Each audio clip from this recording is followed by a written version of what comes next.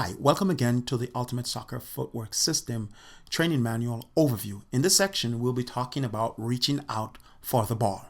Many times you will see this in many of your soccer games, and many times very skillful player will be able to punish defenders or punish their opponents who have violated principles by means of overreaching or overextending their bodies in the sense that will violate principles that we have discussed in other training videos and in other areas of our drills and audios as we continue our study of the Ultimate Soccer Footwork System.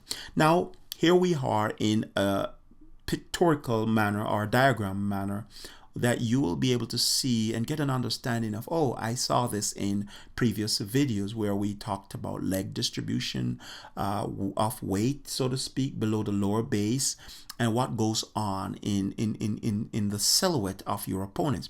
Guys, these are just sketches that to help you to get an understanding of what's going on. Now, with that said, I want you to understand what's going on right here. You have the ball. This is, again, you saw your center line. We can draw the shoulder. We can draw the waist. We can draw the knees if possible. We can go across the knees and possibly ankles, right? And get a picture of what's going on in the silhouette. The silhouette is the shaded region of the point of my body. And this is you. I just put a U right there. Right? That looks like a V. Okay, now what happens is this is your opponent, right? Watch what happens. Your opponent has broken his center line. What is he doing?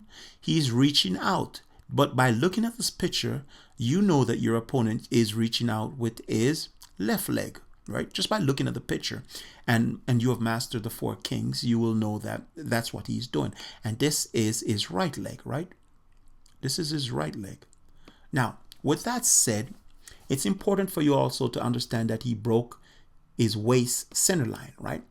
He's off axis. Everything is going chaotic in his position. His shoulder axis line, imaginary line, is also broken.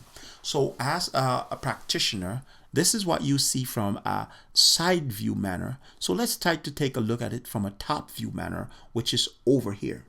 Now, whenever your opponent reaches for the ball, as we made mention in previous videos, the ball is on the center line, as you can see, which runs straight between your opponent's body and it cuts him in half, perpendicular. Now, watch what happens. Your opponent is reaching out with his left leg, this leg, for the ball. Chances are it will be coming in this manner.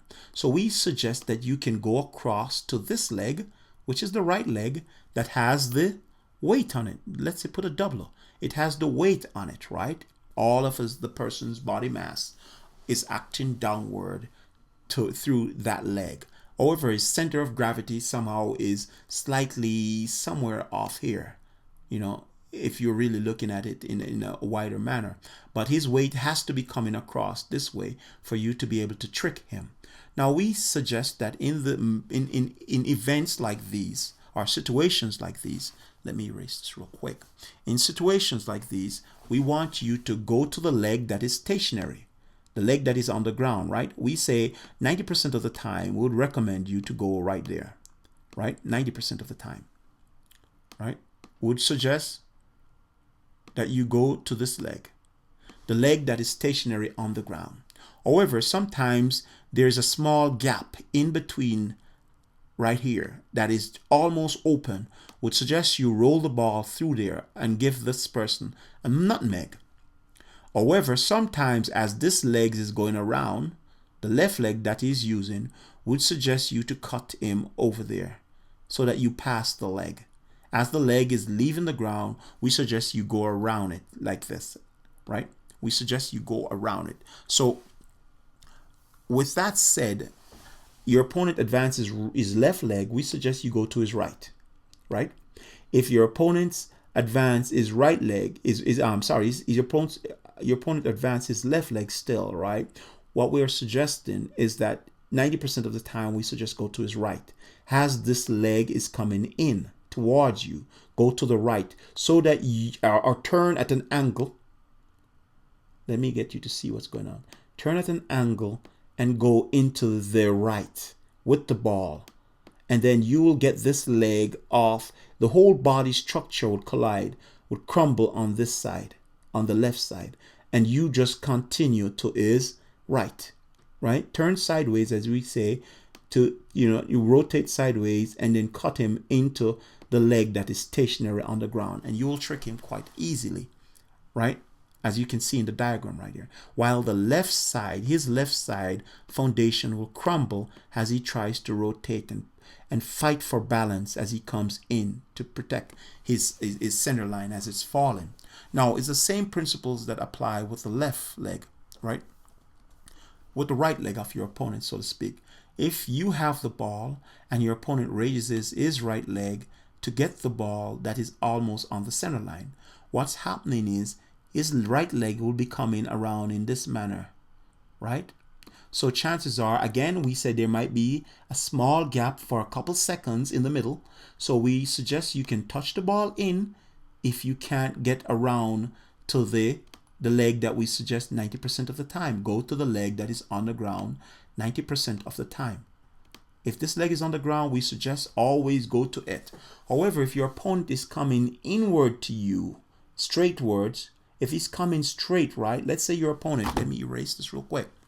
Let's say your opponent is advancing and he's coming straightward to you.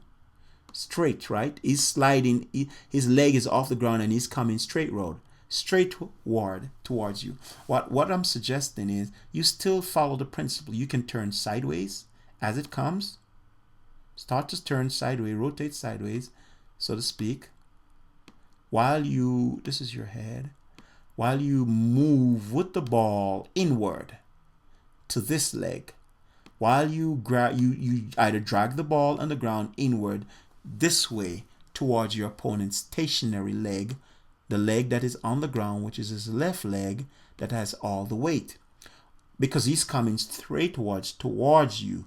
You just get off his line of see, you're on the center line still, notice? But you just get off the line of the extension of this leg, which is coming straight. Let me make you see real quick. This leg is coming straight down here. You just come off the line, move your body out of the way by means of turning sideways and get out of the way. And you pull the ball into this manner and you get him off balance in that manner. Or you can just nudge them a little with your hands if he's in the center and push them so that his foundation just collapses as his weight comes across on this leg that is about to touch the ground. Now, with that said, it's about outreaching, your opponents reaching for the ball and how you can punish them. Again, as I made mention, it's important for you to understand you can go to any side still and always remember the small gap in the middle as the leg is extended, outreach. We're talking about this small gap right here. This small space right here for you to just throw the ball through and pick it up on the other side for a nutmeg. Or you can time him, and as this leg is about to touch the ground, you throw it through and all of his weight will be coming forward still, right? And then you just go around him and pick the ball up. A nutmeg. Simple nutmeg, guys. In this video, hope and trust you got the concept of when your opponent reaches out for the ball and breaks their center line, and you will be able to punish them in those manners. Thank you very much for watching this video. I hope to see you and discuss more about the Ultimate Soccer Footwork Training Manual. Bye for now.